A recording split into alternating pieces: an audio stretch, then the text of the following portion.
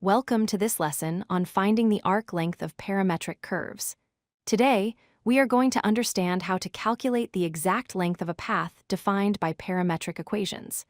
By the end of this video, you will understand where the formula comes from and how to use it. First, let's quickly review what a parametric curve is. Instead of defining y as a function of x, we define both x and y as functions of a third variable, usually called t for time.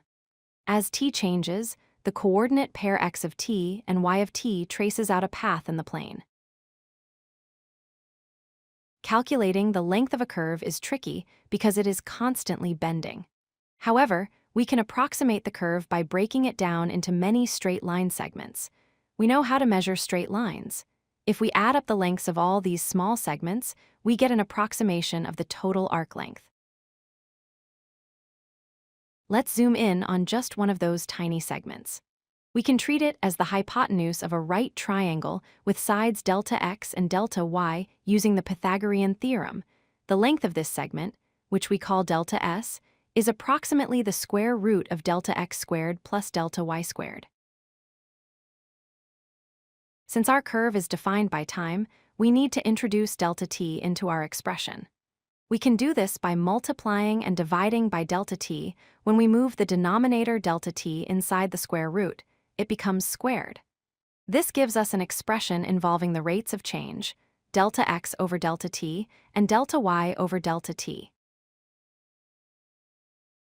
To get the exact length, we need to make our segments infinitely small. We take the limit as delta t approaches 0. When we do this, the differences become derivatives, dx dt and di dt, and the sum of the segments becomes an integral. This leads us to the official arc length formula. The total length L is the integral from t equals a to t equals b of the square root of dx dt squared plus di dt squared. With respect to t, this formula basically sums up the speed of the particle along the curve over the given time interval. Let's verify this formula with a simple example, the unit circle. We define the circle parametrically with x equals cosine t and y equals sine t, where t goes from 0 to 2 pi. We know from geometry that the circumference should be 2 pi times the radius, which is just 2 pi. Let's see if the calculus agrees. Step 1 is to find the derivatives with respect to t. The derivative of x, which is cosine t, is negative sine t. The derivative of y, which is sine t, is cosine t. These are the components of our velocity vector. Step 2 is to plug these into our formula. We square the derivatives. Negative sine t squared becomes sine squared t, and cosine t squared becomes cosine squared t. Inside the square root, we get sine squared plus cosine squared. By the famous trigonometric identity, this equals 1.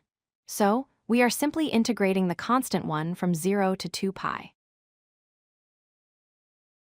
Integrating 1 with respect to t gives us t. Evaluating this from 0 to 2 pi gives us 2 pi minus 0, which is simply 2 pi. Our calculus result perfectly matches the geometric circumference of the unit circle.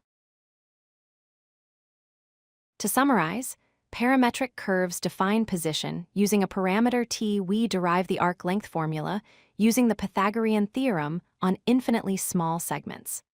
The final formula integrates the magnitude of the velocity vector, which is the speed, over time. Always remember to simplify your integrand using algebra or identities before integrating. If you like this video, hit that like button and don't forget to subscribe. Visit codelucky.com for more such useful content.